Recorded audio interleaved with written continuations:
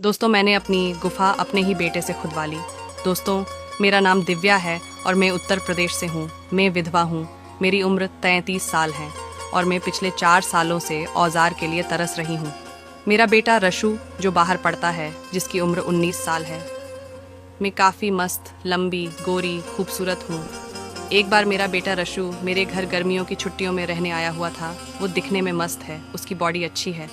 जब भी मैं उसे देखती थी तो पता नहीं क्यों मेरी गुफा में सरसराहट होती थी। मैं बहुत ही मस्त 33 साल की औरत हूँ।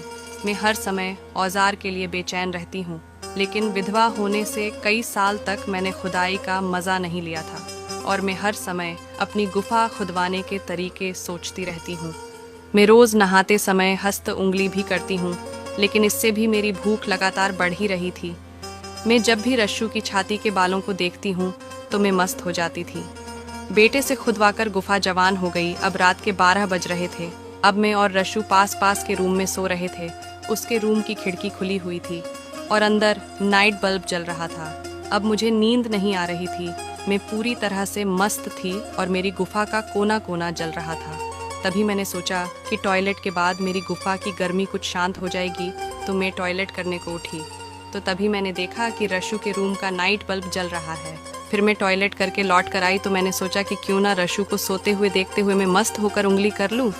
लेकिन जैसे ही मैंने अंदर देखा तो मेरी पूरी गुफा में सरसराहट दौड़ गई। अब मेरा बेटा रश्शू अपना मोटा औजार अपने हाथ में लिए सहला रहा था और उसे तेजी से झटके दे रहा था। अब ये सब देखते ही मेरी गुफा सुलगने लगी।